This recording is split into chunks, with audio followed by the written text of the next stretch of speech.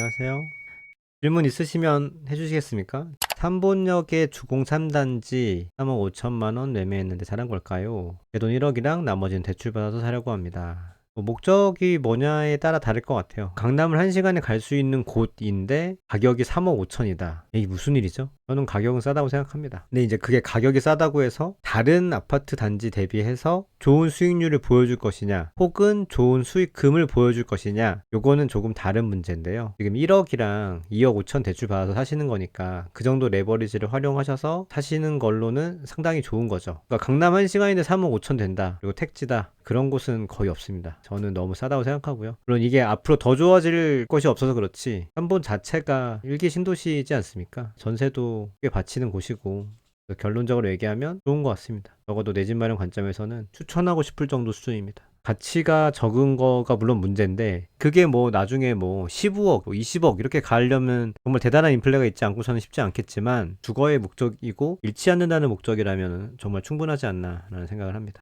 18평 16억, 34평 7억 아파트 두 채를 갖고 있는데 합쳐서 20억대 아파트를 가는 게 좋을까요? 아니면 7억 아파트만 계속 갈아타기 할까요? 합치는 게 조금 더 좋기는 한데, 저는 보통 이렇게 잘라서 가져가라고 하거든요. 근데 저게 합쳐서 좋다고 하는 이유는 어쨌든 18평인 거고, 저걸 두 개를 합치면은 꽤 괜찮은 지역에 좋은 걸 살 수 있기 때문에 이미 저것도 좋은 거죠. 근데 엄청나게 확실한 똘똘한 한 채를 가진다는 측면에서 내 실거주 할 거다? 그건 나쁘지 않죠. 근데 그냥 16억은 16억대로 줘도 되거든요. 쟤는 그냥 그대로 갈 거니까. 16억에 실거주 하면서 돈을 계속 엑스트라로 모아가지고 7억짜리를 갈아타기 하면은 괜찮습니다. 오히려 더 잘하면은 첫 번째보다 수익률이 더 좋기 때문에 수익률 부분에서 괜찮을 것 같고요. 저라고 하면은 투자로 할 것 같긴 해요. 근데 이제 대부분의 사람들이 저처럼 막 계속 타이트하게 지수 통제하고 공부하고 막 이러는 게 아니기 때문에, 근데 만약에 저 같은 상황이라고 하면 전 후자가 좀 더 좋을 것 같습니다. 대부분의 사람은 첫 번째가 좋고요. HF의 전세대출 공시가 126% 적용의 영향이 어떨지 궁금합니다. 영향을 받는 건 이제 빌라잖아요. 빌라 임대가 아무래도 더 위축이 되겠죠. 그리고 빌라 전세에 가는 사람들이 월세를 가거나 노이즈가 있다고 하면 아파트로 몰려들 가겠죠. 사실 저게 지금 처음 시행되는 게 아니라 그 전에 이미 다른 보증사에서는 126을 적용을 하고 있었기도 했고요. 보증사 3사 중에서 마지막으로 이제 된 거잖아요. 네, 마지막 퍼즐을 맞춘 약간 이런 느낌이어서 이게 막 드라마틱하게 아파트 시장에 영향을 줄 것 같기보다는요, 아파트 시장 공급의 부족이 아파트 전세에 조금 더 영향을 많이 미칠 것 같고, 그리고 정부에서 진행하고 있는 전세 주지마 정책의 부작용이 훨씬 더 클 것 같고, 그 아파트의 수요를 분산해야 되는데 분산시키지 못하기 때문에 이제 기름을 붓는다라고 생각을 해야 될 것 같고요. 정확하게 예측을 할 수는 없을 것 같아요. 안 그래도 전세 많이 오르겠는데 그냥 더 올라라 더 올라, 약간 이런 느낌에 가깝습니다. 개인적으로 저는 의도는 이제 전세 사기 방지를 하려는 거잖아요.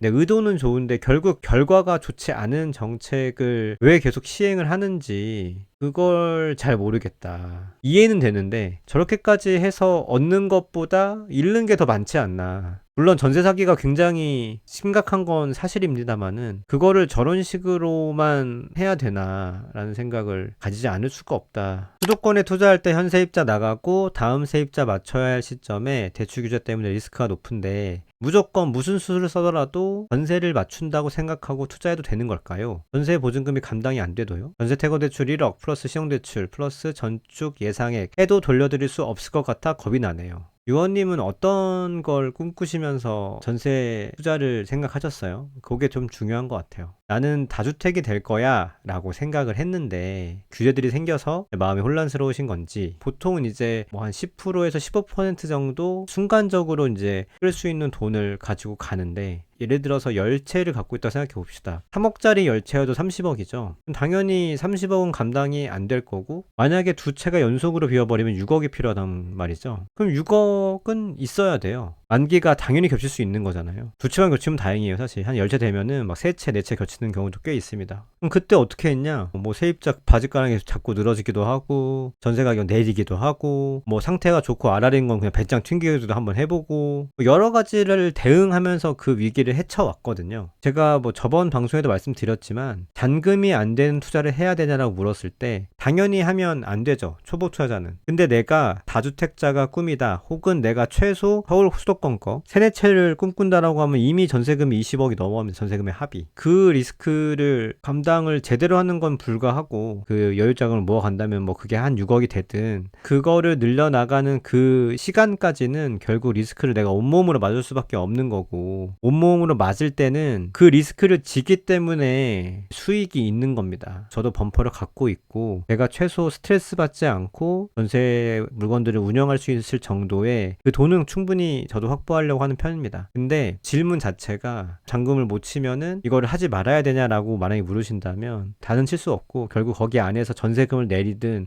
우리 전세 상승기 때 전세를 덜 올리든 리스크 관리를 하셔가지고 처음에 세팅할 때 만약에 지금 전세가 6억인데 5억의 전세를 놓으세요. 투자금 1억 더 들이셔서 시세가 지금 현재 6억인데 2년 뒤에 5억이 될 가능성이 있습니까? 오히려 7억이 될 가능성이 있지? 7억이 되는데도 또 5억으로 하세요. 2억 차이 납니다. 그 다음에 또 올리지 마세요. 가면 갈수록 점점 리스크는 적어지고 잔금을 칠 가능성이 사라집니다. 서울에서 5천만 내려도 바로 전세가 그렇게 어렵지 않게 빠질 텐데 만약에 1억이 났다? 줄 서죠. 제가 늘 말씀드리지만 전세를 놓으실 때 높게 놓지 마시고 조금 덜 좋은 단지 사시고 그러면 아파트 전세 레버리지 투자에 리스크는 거의 제로에 수렴합니다. 왜냐하면 전세가 물가이기 때문입니다. 여러분 욕심만 제어하면 아무 문제 없다 라고 생각을 저는 감히 합니다. 저는 검단에 분양받아서 실거주하고 있는데 당연히 저도 검단 팔고 갭으로 서울 가려고 했어요. 서울이 너무 올라서 아직 안 오른 검단을 팔고 가는 게 맞나 생각이 들어요. 이거는 봄드리머님의 자산이랑 저축 뭐 이런 것도 되게 좀 중요해요. 원래라고 하면 검단을 팔고 서울로 가는 건 너무 옳죠. 근데 이제 문제는 서울이 그 사이에 조금 올랐으니까 말씀하신 대로 싼 걸 팔아서 비싼 걸 사는 게 과연 맞나 라는 생각을 하실 수 있거든요. 저축이 어느 정도 기반이 된다고 하면 저는 그래도 서울에 가라고 말씀드리고 싶기는 하죠. 왜냐면 저축이 어느 정도 있으면은 서울이 막 되게 드라마틱하게 오르진 않았거든요. 그러니까 드라마틱하게 올랐죠. 죄송합니다. 그거는 이제 근데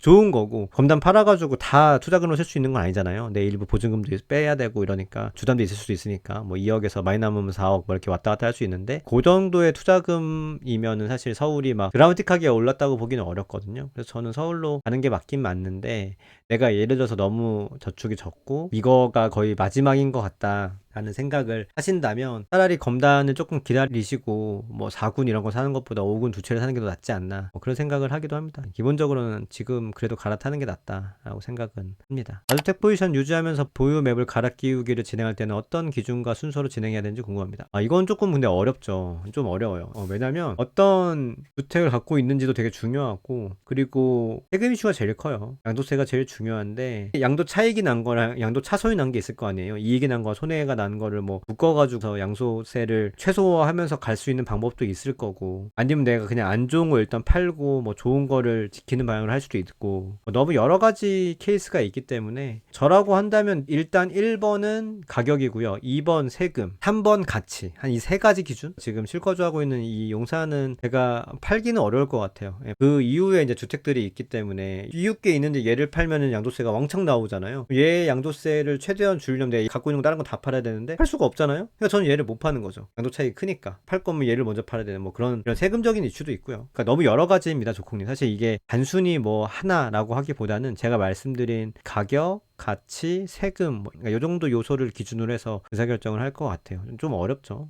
2.5억 정도로 서울 중구 대단지 조성복합에 투자하는 건 괜찮은 투자일까요? 가격은 8억 초반입니다.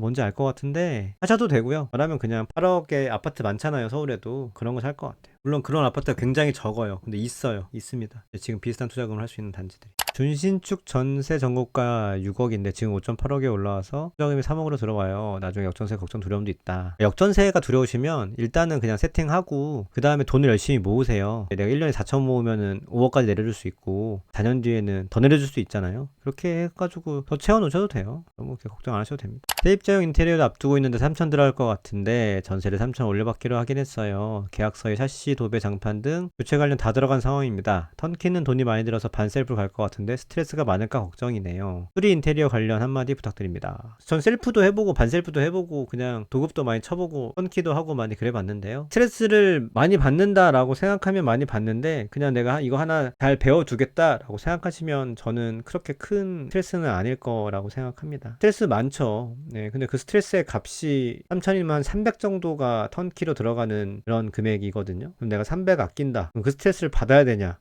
그것만 너무 티 같나요? 예, 상당히 드라이하게 비교한다고 하면 나의 이 스트레스는 300만 원짜리인가 200만 원짜리인가 400만 원짜리인가 그거를 고민하시면 또 할만하다라고 생각을 합니다. 세입자분 도배지 추천 부탁드려요.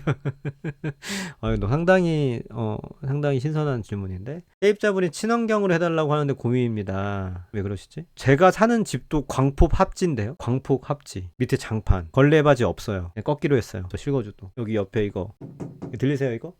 이 간유리, 나무 이런 상황인데 무슨 소리 하시는 거지? 근데 뭐 이건 드립이고요. 그러니까 내가 세입자분한테 너무 불리한 상황에 놓여 있다라고 하면 뭐 소리잠도 가야죠. 소리잠이라고 되게 비싼 거 있거든요. 역전세가 막 겁나 났어요. 근데 친환경으로 바꿔주시면 제가 있을게요. 그러면 뭐 친환경의 할아버지를 가서 계속 막 산소가 공급될 것 같은 느낌을 가진 덴마크 뭐 북유럽 풍의 아니면 북유럽산 도배지 갖다 드려야 되지 않을까요? 정상적인 상황이라면 아무것도 안 하셔도 됩니다. 하지만 이제 상황이 안 좋다? 그러면 덴마크에서 직접 공수된 걸로 진행하시는 게 좋을 것 같습니다. 9억대 서울과 하남 미사 9억대 지난 오름세도 비슷하고 오히려 전고점은 미사가 높았는데 그래도 서울일까요? 투자금이 미사가 적어야 돼요. 한 7천 정도까지 만약에 미사가 덜 든다고 한다면 미사할 수 있다고 생각합니다. 그게 아니면 서울이고요. 갱간하면 서울이 이기죠. 투자 초기에 종잣돈 마련은 어떻게 하셨을까요? 완전 저축입니다. 완전 저축. 주식을 일부 하기도 했는데 그게 뭐 제 종잣돈의 주를 잃었다라고 하기에는 그렇게 큰 금액은 아니었던 것 같고요. 일단 기본이 저축이었고 오히려 저 같은 경우에는 이직을 아주 전략적으로 해서 소득을 늘렸고 거기에 따른 또 저축을 늘린 게 더 컸던 것 같아요. 그래서 제가 사회 초년생 분들한테는 투자 공부하는 것보다는 본업에서 확실한 경쟁력을 가지기 위한 노력을 하는 게 훨씬 더 장기적인 재테크에서 유리합니다. 왜냐면 기본적으로 내 스펙 하에서 갈 수 있는 가장 좋은 회사를 가고 그러면 거기서 소득이 확보되고 그거를 만들어 두고 난 다음에 재테크를 하시는 게 훨씬 더 좋지. 왜냐면 돈이 돈을 만드는 거예요. 돈이 없는데 돈을 만들려면은 방법이 제한되는 경우가 있고 제가 이번에 지난 장보다 훨씬 더 좋은 투자를 했는데 그 이유는 지난 장보다 이번 장에 제가 돈이 훨씬 많기 때문이거든요. 돈이 없어서 가치가 덜하지만 수익률 높은 거를 산 거지 돈이 있었으면은 돈 많이 벌 수 있는 걸 사지 않았겠습니까? 방법은 많지만 기본적으로 돈이 돈을 낳는다라고 저는 생각을 하고 있고 최소한의 돈을 만들기 위해서는 월급쟁이니까 월급을 많이 받는 걸 연구하시고 그 이후에 이제 저축과 예적금 그것도 부족하다 라고 하면 이제 별도 방법을 쓰시면 되는데 코인이든 주식이건 근데 그런 건 있어요. 여러분들이 코인이랑 주식으로 의미 있는 돈을 만들 줄 알아야 돼요. 지금 비트코인 굉장히 좋고 이더리움도 굉장히 좋고 막 이러잖아요. 그게 좋아서 투자를 했다고 해서 실질적으로 여러분들의 자산에 도움이 되는 수준이어야 되는 거예요. 50만원 100만원 이거 번 거는 당연히 기분 좋고 생활비에 보태 쓸 수 있거나 아니면 뭐 투자금을 불릴 수 있겠지만 그게 내 인생을 바꿔주진 않거든요. 비트코인이든 주식이든 하지 말라 라고 말씀드리는 게 아니라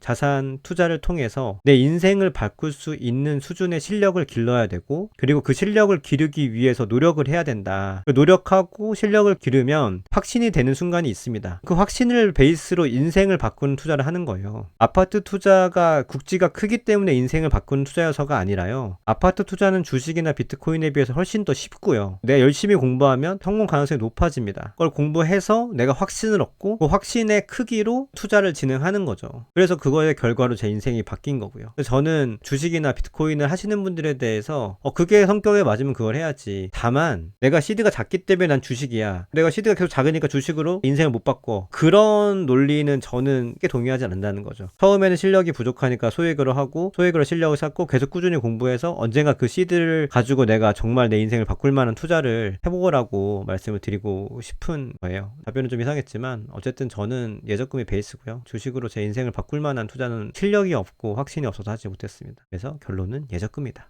8월이 벌써 끝났습니다.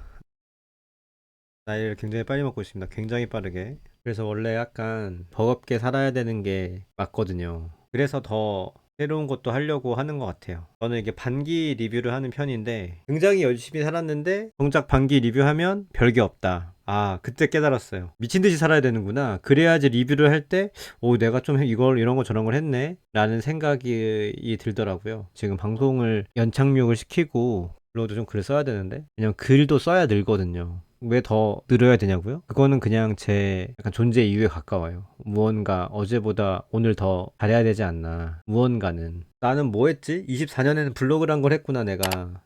여러분, 블로그 진짜 좋아요. 생간에 되게 많은 의미가 있고 아마 한두 번 읽어가지고 완벽하게 이해했다고 보기 좀 어려우실 수도 있습니다. 진짜로 그래요. 예. 안 읽어본 것 같아서 읽다 보면 읽었던 걸 칭찬으로 받아들이겠습니다. 예. 네.